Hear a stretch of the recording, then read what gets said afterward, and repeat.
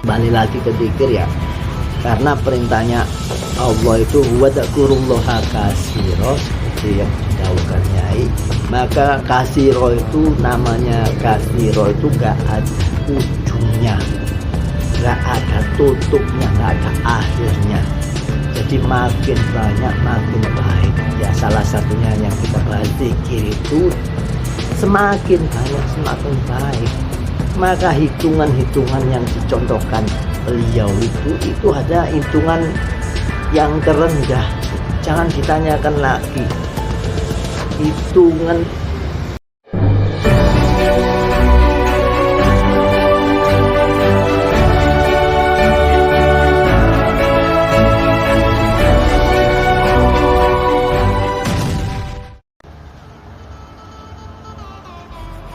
Assalamualaikum warahmatullahi wabarakatuh. Alhamdulillah ketemu lagi teman-teman. Bagaimana kabarnya? Semoga sehat walafiat jasmani dan ruhaninya. Yang terpenting ruhaninya. Kalau kesehatan jasmani itu bisa kelihatan, misal sakit, misal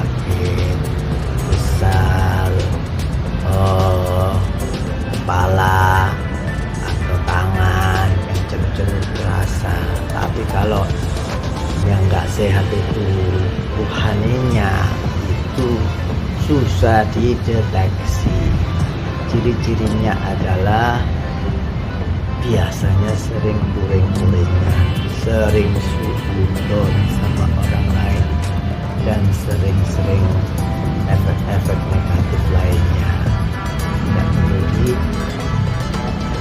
dalam lagi, semuanya sudah tahu ya. Jadi kita harus membersihkan diri saja sebelum take up untuk minta diperbaiki ruhaninya sama orang lain. Tidak bisa.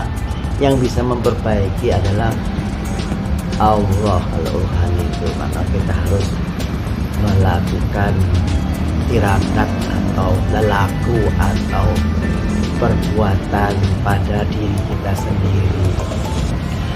Tidak boleh malas melakukannya. Urusan rohani itu musuhnya biasanya malas atau berat hati ya. Sampai padahal kalau dilihat-lihat semuanya itu urusan rohani itu amalia itu rata-rata itu tidak ada ongkosnya, tidak terlalu berat ya, tapi cukup capeknya itu urusan rasanya itu yang gak terima. Dan yang di dalam ini itu unsur-unsur ruhania. Di dalam tubuh kita itu ada dua macam unsur yang namanya negatif dan positif, atau orang menyebutnya biasanya aura negatif atau aura positif, atau bahasa kerennya adalah aura hitam dan aura putih boleh, cahaya hitam dan cahaya boleh. Tapi yang namanya cahaya putih, yang cahaya hitam itu namanya biasanya kegelapan, tidak ada cahaya. Nah, kalau amalia dalam urusan ruhania itu adalah membersihkan diri dari aura-aura negatif, aura-aura pekat yang selama ini dulu atau masa lalu itu kita lakukan. Itu kalau tidak dibersihkan masih menempel di jasad rohani. Kalau baju kita cuci setiap hari itu kan kelihatan karena jasmaninya. Sedangkan diri rohani ya, bukan diri raga ya. Kalau jasad dan rohani, jasad rohani ya, jasad halus, bahasa mudahnya itu jasad halus itu selama berpuluh-puluh tahun tidak pernah dibersihkan ya. Namanya nama baju aja kalau gak dibersihkan ini bukan baunya sudah tidak terbayangkan ya, apalagi kalau jasad halus tidak dibersihkan. Makanya kita harus membersihkannya istiqomah. Karena apa? Kotorannya itu sudah berlapis-lapis saking lamanya.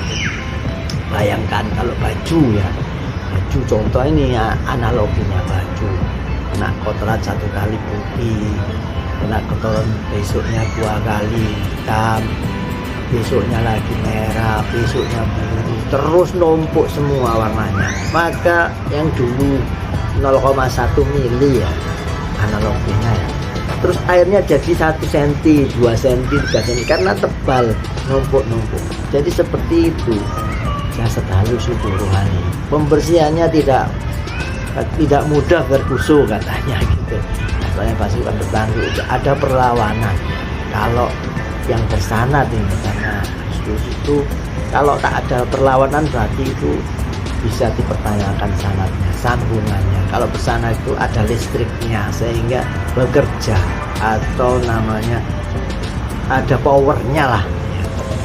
Ada powernya sehingga pembersihan itu bekerja, sehingga yang di dalam itu sudah umek itu apa namanya, sudah goncang gitu, aduh gak bisa gerak dan lain sebagainya, bahkan kelaparan karena makanannya dihentikan, kemudian diikat dan lain sebagainya. Maka kita harus memperbanyak aura-aura positif atau pasukan cahaya di dalam diri kita, supaya apa?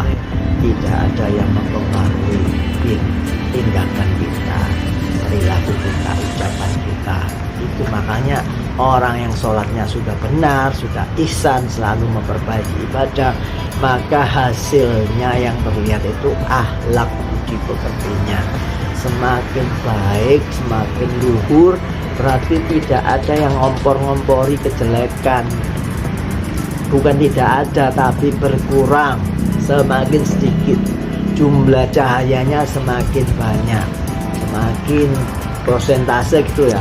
Kalau dulu aura negatif misalkan 70% ya menurun, 60, 40, 30, akhirnya jadi 20%, sehingga mereka tidak mampu untuk membisik-bisiki ke arah kejahatan, kejelekan, tidak mampu lagi untuk merubah mindset, pola pikir, untuk memberi gambaran di benak untuk begini yang menceng-menceng dan lain sebagainya. Ini saya gambarkan seperti itu supaya detail tahu gunanya kita mujahadah, membersihkan diri itu apa ya, karena perbaikan itu ke dalam, bukan keluar ya. Tidak ada urusannya kita sama eksternal, kita urusannya sama internal ya. Karena namanya Allah itu makin mencinta dengan orang-orang yang membersihkan, yang bertobat, tapi tambah cinta lagi sama orang-orang yang selalu membersihkan, terus dibersihkan. Misalnya Anda punya mobil, beda enggak kalau setiap hari dibersihkan, dilap tiap pagi, dilap sama driver boleh, sama kita sendiri boleh, atau yang seminggu sekali, hanya seminggu sekali dilap, atau yang hanya 1 bulan sekali dilap, atau hanya yang 1 tahun sekali dilap waktu bulan Ramadan, atau yang bertahun-tahun tidak dilap sama sekali. Aduh, bagaimana rupanya, warnanya. Ini bagian luar ya, belum dalamnya, belum mesinnya. Mesinnya kalau nggak dirawat, nggak diganti oli secara berkala, bagaimana perjalanannya? Ngadat. Businya tidak dibersihkan, tidak diganti, kemudian apa, macam-macam semua komponen kelistrikan mobil itu dan lain sebagainya, itu kalau tidak dibersihkan sama sekali bagaimana rasanya? Loh, kita analogikan seperti itu. Makanya ayo kita semuanya bergerak membersihkan diri masing-masing, terus dengan ajaran yang bersanad, yang bersambung, supaya ada powernya, supaya gak mubadir bertahun-tahun membersihkan diri. Kalau nggak ada powernya, itu seperti mesin cuci. Mesin cuci yang gelendeng bundar itu loh, dibersihkan pakaiannya tapi gak ditancapkan ke listrik, bertahun-tahun pun gak akan jalan mesin cucinya. Akhirnya bersih ya, nggak gerak kan, nggak bersih sama sekali. Tapi kan beda dengan yang ada powernya. Kita nyalakan pelan-pelan saja setiap hari itu terus membersihkan terus. Semakin kinclong dibersihkan, maka semakin bercahaya. Cahayanya tambah banyak dengan yang sudah kemarin dijelaskan ya, lewat hadiah ibadah yang benar itu semakin percaya. Jadi itu ya, perintahnya itu, jadi perintah Allah itu wadzakurullaha katsira. Ini pembahasan mengenai zikir sekarang ya. Salah satu mujahadah itu lewat zikir ya, memberi makanan batinnya, ruhaniyah itu makanannya zikir. Zikir itu yang wirid itu ya, sambil mengingat Allah, itu sejatinya. Bukan hanya wirid tapi tidak mengingat Allah, itu bukan zikir, itu hanya wirid. Jadi zikir itu harus wirid sambil mengingat Allah, atau tanpa wirid pun sambil mengingat Allah terus pada pikiran, itu juga namanya zikir. Jadi jangan salah paham, zikir itu selalu menggerakkan mulut, enggak. Zikir itu pikiran yang mengingat terus di dada. Jadi seperti itu. Kembali lagi ke zikir ya, karena perintahnya Allah itu wadzakurullaha katsira, seperti yang didahulukan Nyai. Maka katsira itu, namanya katsira itu enggak ada ujungnya, enggak ada tutupnya, enggak ada akhirnya. Jadi makin banyak makin baik. Nah, makanya orang beribadah ya, salah satunya yang kita bahas zikir itu, semakin banyak semakin baik. Maka hitungan-hitungan yang dicontohkan beliau itu ada hitungan yang terendah. Jangan ditanyakan lagi hitungan 10.000 ditanyakan begini, harus satu-satu, harus dua-dua, itu pasti akan dijawab salah sama beliau. Jadi orang ditanya kalau di 4-4 satu-satu dan lain sebagainya, pasti akan disalahkan sama beliau, karena tidak ada zikir hakikatnya. Tapi pemahamannya harus hakikat. Maksudnya zikir unlimited itu jangan dipermasalahkan lagi hitungannya, zikir aja terus. Sebelum sholat 5 waktu zikir, dalam sholat mandi taubat misalkan ya 10.000. Setelah sholat zikir pondasi.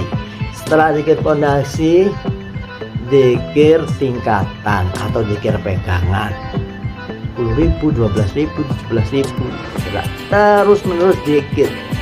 Hitungannya sampai pun kalau hitungan asli 10.000 pasti ada kurangnya, namanya ngantuk.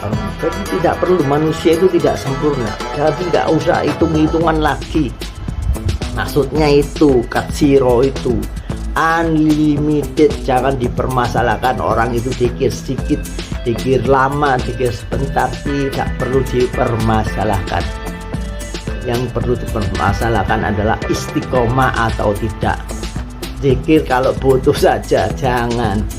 Zikir harus istiqomah. Begitu, demikian pembahasannya, seru ya. Saya tutup biar nggak terlalu lama, biar nggak membosankan kita, sedikit demi sedikit mempelajari jauh-jauh Yai. Demikian, wabillahi taufik wal hidayah. Wassalamualaikum warahmatullahi wabarakatuh.